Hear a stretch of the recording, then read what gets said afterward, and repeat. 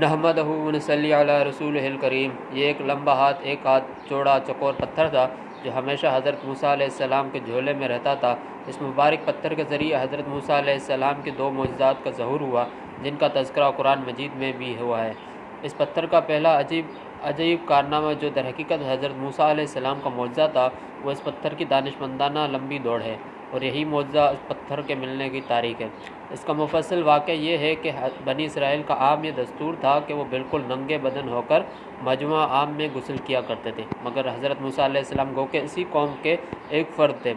اور اسی ماحول میں پلے بڑھے تھے، لیکن خداوند قدوس نے ان کو نبوت رسالت کی عظمت سے سرفراز فرمایا تھا۔ اس لیے آپ کی عصمت نبوت کا بھلا اس حیا سوز بے غیرتی اور کو کب گوارا کر سکتی تھی۔ آپ بنی اسرائیل کے اس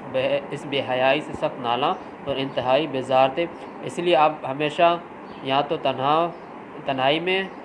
یا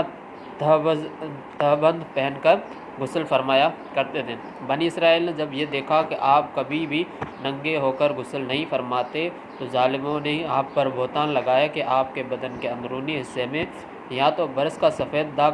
یا کوئی ایسا عیب ضرور ہے کہ جس کو چھپانے کے لیے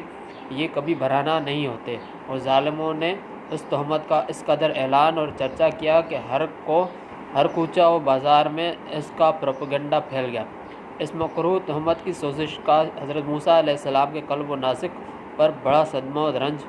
گزرا اور آپ بڑی کوفت اور اذیت میں پڑ گئے، تو خداوند قدوس اپنے مقدس کلیم کے رنج و غم کو بھلا کب گوارا فرماتا، اور اپنے ایک برگزیدہ رسول پر ایک عیب کی تہمت بھلا خالق عالم کو کب اور کیوں کر اور کس طرح پسند ہو سکتی تھی۔ ارحم الراحمین نے آپ کی برات اور بے عیبی ظاہر کر دینے کا ایک ایسا ذریعہ پیدا فرما دیا کہ دم زدن میں بنی اسرائیل کے پروپیگنڈا اور ان کے شکوک و شبہات کے بادل چھٹ گئے، اور آپ کے برات اور بے عیبی کا سورج آفتاب عالمتاب سے زیادہ روشن اور آشکار ہو گیا۔ اور وہ یوں ہوا کہ ایک دن آپ پہاڑوں کے دامنوں میں چھپے ہوئے ایک چشمے پر غسل کے لیے تشریف لے گئے، اور یہ دیکھ کر کہ یہاں دور دور تک کسی انسان کا نام و نشان نہیں ہے، آپ اپنے تمام کپڑوں کو ایک پتھر پر رکھ کر اور بالکل برہنہ بدن ہو کر غسل فرمانے لگے۔ غسل کے بعد جب آپ لباس پہننے کے لیے پتھر کے پاس پہنچے تو کیا دیکھا کہ وہ پتھر آپ کے کپڑوں کو لیے ہوئے سر پٹ بھاگا چلا جا رہا ہے۔ یہ دیکھ کر حضرت موسیٰ علیہ السلام بھی اس پتھر کے پیچھے پیچھے دوڑنے لگے کہ صوبی حجر، یعنی اے پتھر میرا کپڑا۔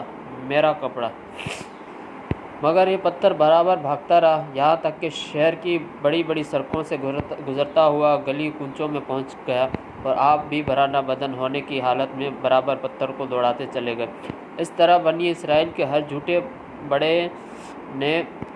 بڑے نے اپنی آنکھوں سے دیکھ لیا کہ سر سے پاؤں تک آپ کے مقدس بدن میں کہیں بھی کوئی عیب نہیں ہے، بلکہ آپ کے جسم اقدس کا ہر حصہ حسن و جمال میں اس قدر نقطہ کمال کو پہنچا ہوا ہے کہ عام انسانوں میں اس کی مثال تقریباً محال ہے۔ چنانچہ بنی اسرائیل کے ہر فرد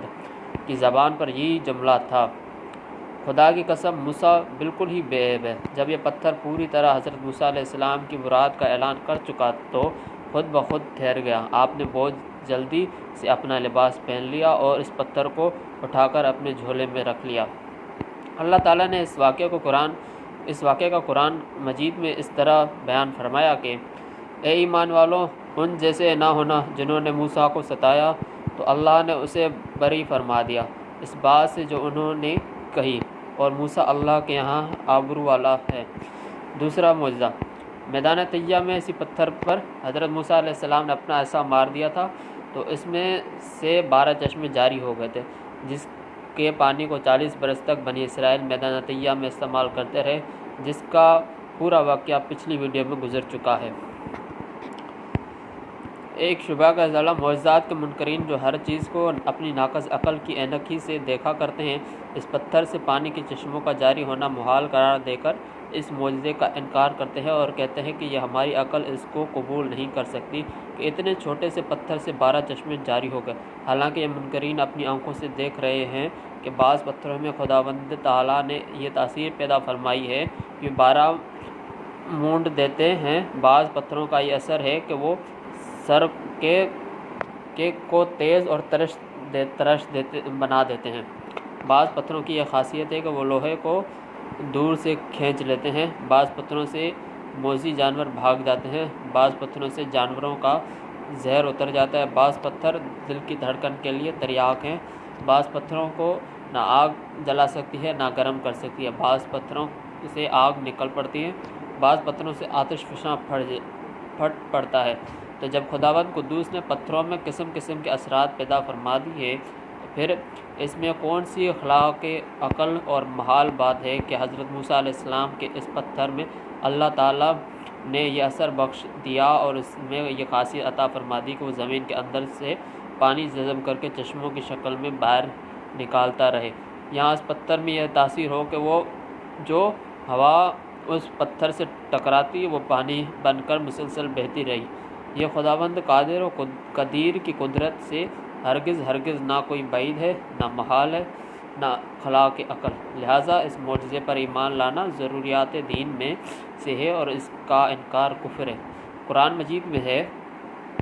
اور پتھروں میں تو کچھ وہ ہیں جن سے ندیاں بہہ نکلتی ہیں، اور کچھ وہ ہیں جو پھٹ جاتے ہیں اور ان سے پانی نکلتا ہے، اور کچھ وہ ہیں کہ اللہ کے ڈر سے گر پڑتے ہیں۔ بہرحال پتھروں سے پانی نکلنا یہ روزانہ کا چشم دید مشاہدہ، تو پھر بھلا حضرت موسیٰ علیہ السلام کے پتھر سے پانی کے چشموں کا جاری ہو جانا کیوں کر خلاف عقل اور محال قرار دیا جا سکتا ہے۔ اگر آپ کو یہ ویڈیو اچھی لگی ہو تو لائک، شیئر، سبسکرائب ضرور کریں۔